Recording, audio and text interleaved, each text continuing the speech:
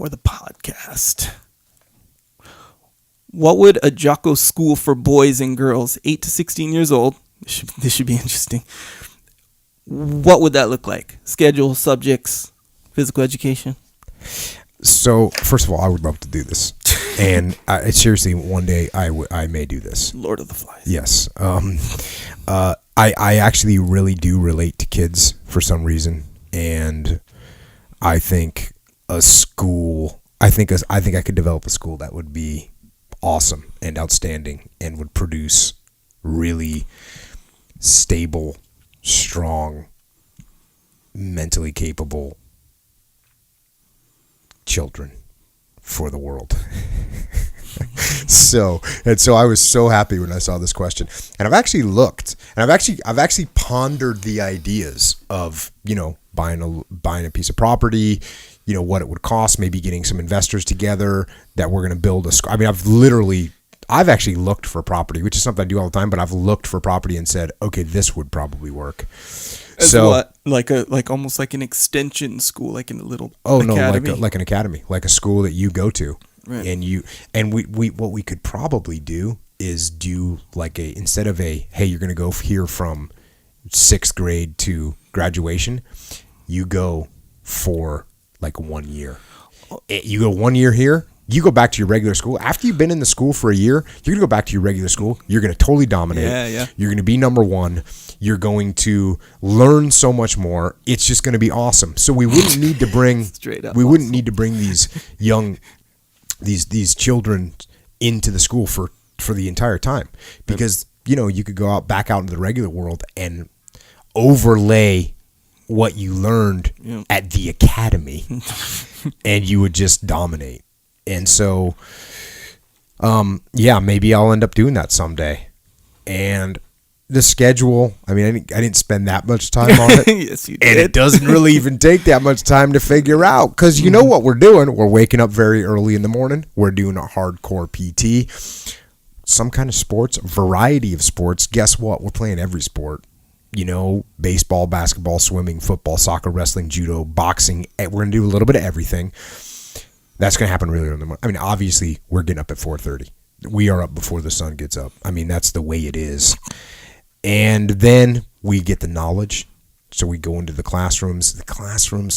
I would get instructors that were full on engaged in what they're doing, just in the game, that love their subject and that can relate it to the world. And most important, because I think this is what's lacking sometimes, most important, through all the different knowledge courses, so all the basic knowledge, there would be a common thread that connects them all together, because that's what I think people are missing that a lot. I think we miss that underlying theme of through our educational system.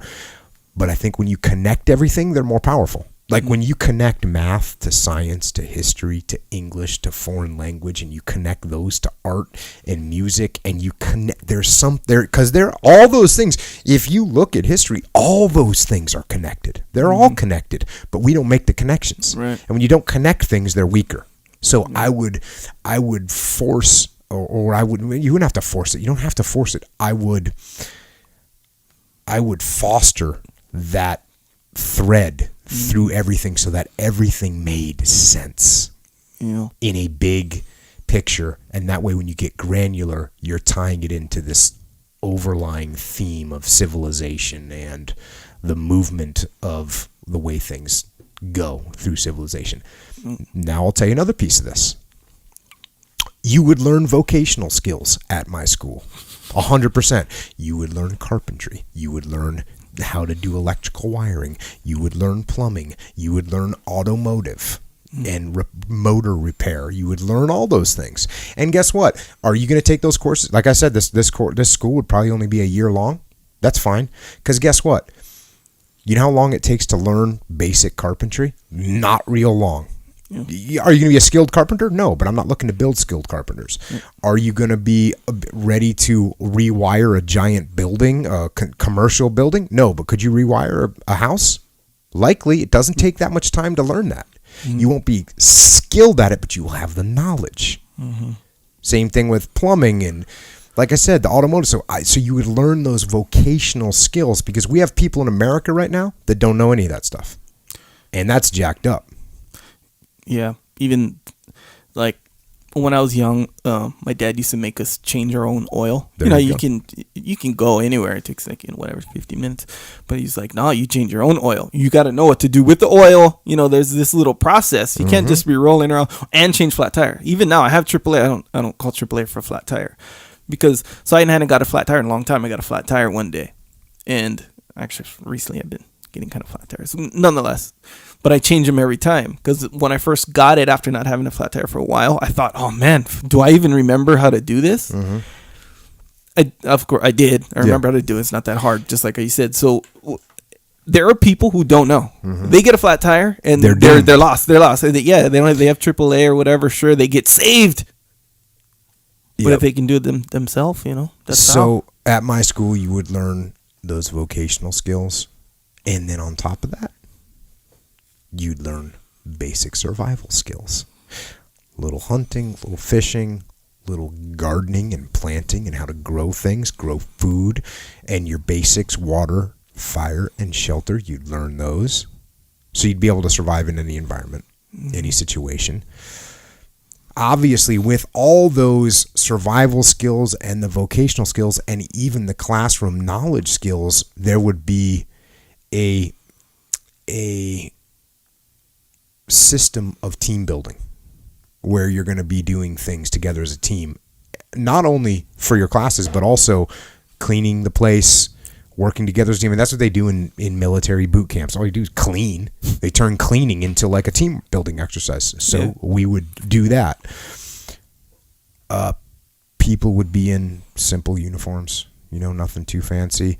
Obviously, the nighttime would be the study of the martial arts, and you would learn the basics of jiu-jitsu, boxing, Muay Thai, and wrestling. And that's what my school would be like. And there'd be some real discipline there, and there would be real achievement. And I think that anybody that spent 1 year in that school right there would have a infinitely greater chance of success and domination in whatever the field they chose to go into, and when they went back to their school, to their regular school. It's funny, at first thought, when I'm kind of picturing this stuff or whatever, and I'm sure I'm not the only one listening to this, where they'd be like, oh shoot, that's a hardcore school, they got to be ready to get. And but then you want to go. Well, when you think about it, it probably wouldn't be that hardcore. In fact, it'd probably be kind of fun, given your approach to teaching or in leading and stuff like that. Because man, I remember when it was like when I first met you. I met you, and you don't remember when I first met you, but so I kind of knew you or whatever a little bit. This was back at the boxing club. And you came in, the first time I saw your kids, Thor and I think one of his sisters. I forget. I don't know which one. I forget. They were just little kids. And you had brought them or whatever. And they come in the door, and they just start running around like this is a big playground, right? Psychopaths. Running around, hitting the bags and doing all this stuff, right? And then you had this look on your face, kind of like it's almost like you had control of the situation, but you were just gonna let them be them, kind of thing. And I remember just kind of looking at it like, oh, this is interesting. I never seen JOCKO and his kids, So I was kind of just watching. So decentralized command. It was real, in a matter of speaking, So jiu-jitsu started kind of going on, and I think you might have even been teaching. I don't know. You were involved in some way, and they got loud real quick, and it kind of was like, for lack of a better term, kind of distracting. And you like kind of stop what you're doing. You were like, "You can't stop that!" Like real mean. And then I was like, "Let me see like how they react." I look, and then they stop. They look at you like just for maybe almost 2 seconds. They look at you. They look at each other like that, and they just start laughing and keep going. And then like you kind of started laughing at the same time. I was like, "Oh, I see. Like you're probably strict, but." It's not. They're kids. They're doing kid stuff. We want. They're not breaking nothing. So it was like it's almost like they knew, and then they knew beyond that. Like they knew what was ultimately up. That was interesting. Well, who knows? Maybe we can put this school together at some point. I know there's a lot of people that would love to send their kids to a school like this. on every end. I would send all my kids to school like this tomorrow if it existed. Yeah. 1 year of the academy. That's what it's called, the academy. I think it would have to be.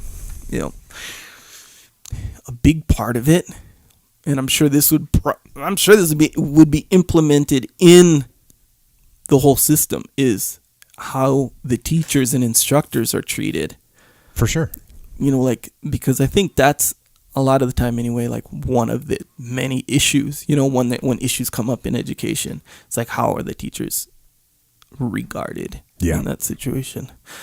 Yeah, man. Yeah, good. Sign me up. Okay. Next question.